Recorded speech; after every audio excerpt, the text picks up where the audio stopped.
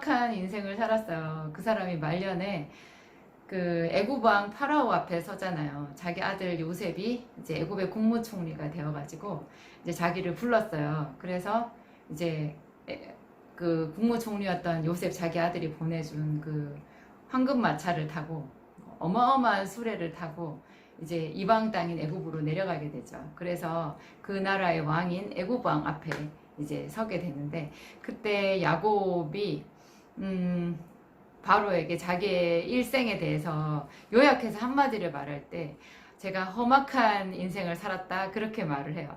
어떤 분들은 그 고백에 대해 가지고 야곱이 옳지 못한 고백을 했다, 어떻게 그게 험악한 인생이냐 그렇게 말을 하시는 분들도 있는데, 저는 그 말이 너무 솔직하고 야곱이 할 말을 했다라는 생각이 들었어요.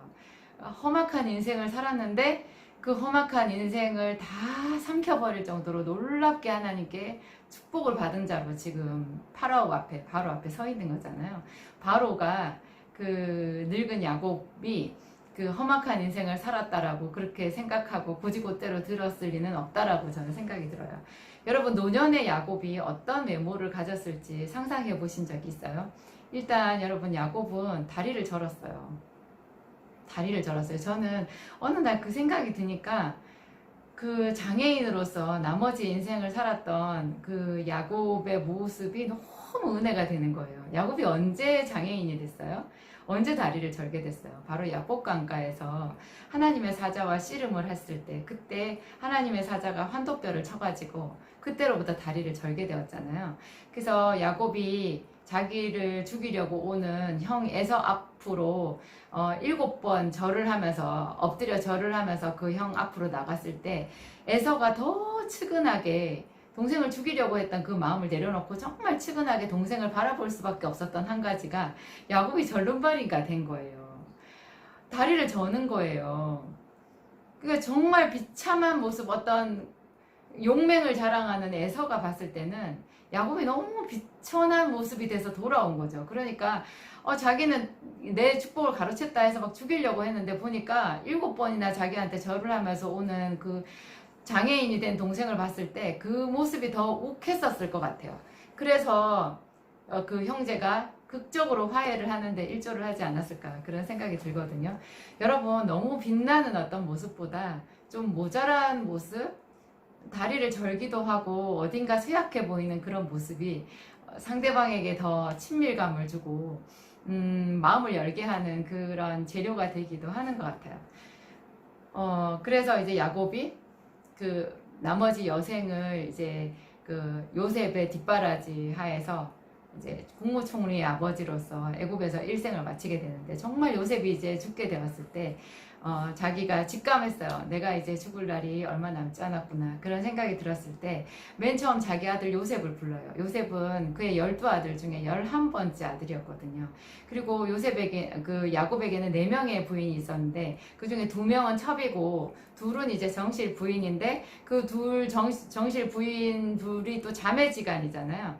그게 이제 그 자매 둘 중에서 특히 그 동생이었던 라헬을 이제 야곱이 정말 평생을 사랑했던 그 아내였는데, 라헬이 딱 아들 둘을 낳았거든요.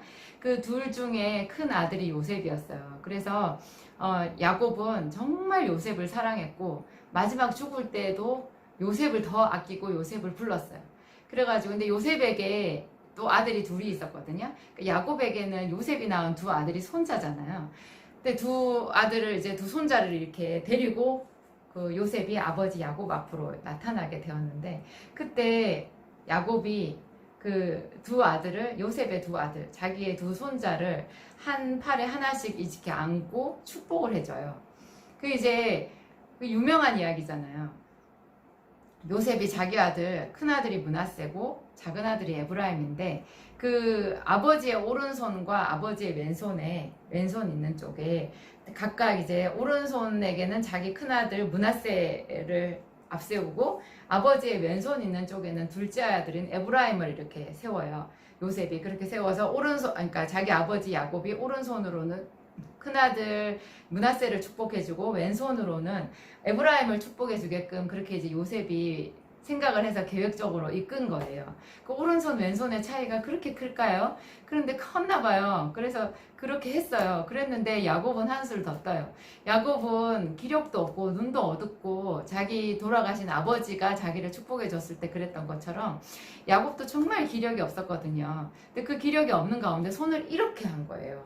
그러니까 이게 왼손하고 오른손이 어긋나게 된 거죠. 그래서 요셉이 생각했던 것과 정반대로, 그러니까 오른손으로 오히려 에브라임 작은 손자를 축복하고 왼손으로 큰 손자를 축복하게 그렇게 팔을 어긋맞긴 거예요. 근데 요셉이 그렇게 하지 말라고 일부러 아버지한테 말시기나 했는데 야곱은 나도 안다, 나도 안다, 나도 안다. 이 큰 아들도 분명히 한 민족을 이룰 것이다. 그렇지만 그의 동생이 그보다 더 크리라. 이런 식으로 딱 말을 하고 말거든요. 참 이상해요. 야곱이 왜 그렇게 했는지는 지금도 알 수가 없어요. 그래서 보통 신약 성경에서 그런 말을 하잖아요. 이제 야곱 자신이 쌍둥이 중에서 둘째 아들로 태어났는데 큰아들 에서가 받을 축복을 자기가 결국 받아 누리게 되거든요. 근데 그거를 그 사도 바울은 그렇게 말해요. 사람이 어떤 선한 일이나 악한 일이나 어떤 그런 것을 해서 하나님의 큰 축복을 받는 것이 아니라 하나님께서 처음부터 축복받을 자를 정해 놓으셨다. 그 이야기를 하는데 로마서에 보면 그 말씀이 나와요. 제가 몇 장 몇 절인지는 지금 잊어버렸는데 로마서에 보면 그 하나님께서 처음부터 작정하신 은혜를 작정한 사람에게 준다. 그 이야기를 하면서 야곱과 에서를 그 사도 바울이 비유를 꺼내서 얘기를 하거든요. 그 둘이 쌍둥이로서 뱃속에 있었을 때, 엄마 리브가의 뱃속에 있었을 때 하나님께서 미리 말씀하신 거예요. 큰 자가 어린 자를 섬기리라. 하나님께서 내가 야곱은 사랑하고 에서는 미워하였다. 하나님이 처음부터 그렇게 얘기를 하셨다라는 거죠. 그러니까 그 야곱이 나이가 들어서 자기가 사랑하는 그 요셉의 아들, 그러니까 자기에게는 손자 둘인데 그 손자를 큰 손자를 작은 손자처럼, 작은 손자를 큰 손자처럼 축복한 것도 어떤 그런 내막이 아닐까. 처음부터 하나님의 작정하심이 아닌가 이런 생각이 들어요. 네, 여기서 아주 중요한 대목이 나오는데요. 그 야곱이 본래는 아들이 12명이 있으니까 자기가 12명의 아들들한테 12분의 1씩 자기 유산을 나눠줘야 맞거든요. 그런데 야곱이 조용히 요셉을 먼저 불러서 요셉의 두 아들을 자기 아들이라고 그렇게 말해요. 본래는 그 요셉의 두 아들은 요셉이 할아버지인 야곱에게 유산을 물려받고 요셉이 물려받은 그 재산을 다시 반으로 나눠야 맞거든요. 그런데 야곱이 이렇게 말해요. 너의 두 아들은 내 아들이다. 그러니까 요셉을 제껴놓고 아예 야곱이 그 요셉의 두 아들, 자기 두 손자를 자기 아들처럼 입양한 것처럼 이 두 아들에게 자기 다른 아들들과 똑같이 한 몫씩을 준 거예요. 그러니까 요셉은 결국 두 몫을 받게 된 거죠. 자기 아들이 둘이었으니까. 요셉의 기준으로 보면 아버지에게 두 몫을 받은 거예요. 그런데 이 몫이라는 게 생각해보면 너무 우스워요. 우리는 무슨 몫이라고 하면 집문서, 땅문서를 주든지 어떤 기업체를 주든지 아니면 은행 통장에 잔고를 주든지 뭐 이렇게 눈에 보이는 어떤 것을 생각하잖아요. 그런데 지금 야곱이 주고 있는 그 유산이라는 거요. 보이는 게 아무것도 없어요. 아무것도 없어요. 그냥 자기 말로 주고 있는 거예요. 말로 주고 있어요. 이것이 너무너무 신기한 거예요. 앞에 자기 아버지 이삭이 에서를 축복하고 야곱을 축복한 것도 순전히 말로 한 거였거든요. 야곱은 자기 아버지가 말로 해주는 그 축복 속에서 장자의 축복을 가로채기 위해 가지고 목숨을 걸었단 말이에요. 한 번도 자기가 그렇게 한 거를 형한테 물으자고 말한 적이 없어요. 그냥 형 앞에 엎드려 가지고 절을 7번씩 할 망정 형 내가 그때 형 대신에 아버지한테 축복받은 거 내가 물을게 이런 말은 입 밖에도 내지 않았거든요. 그렇게 중요하게 생각했던 축복이 말로 해주는 축복이었다라는 거 여러분 너무 신기하지 않으세요? 이게 믿음이 없는 사람들은 성경을 그래서 이해할 수가 없는 거예요. 하나님께서 주시는 축복은 눈에 보이는 어떤 그런 것이 아니라 씨앗이에요. 말로 해주는 씨앗이라는 거죠. 그 결정적인 것이 여러분 그 창세기 48장 22절에 있어요. 창세기 48장 마지막 구절이 22절인데요.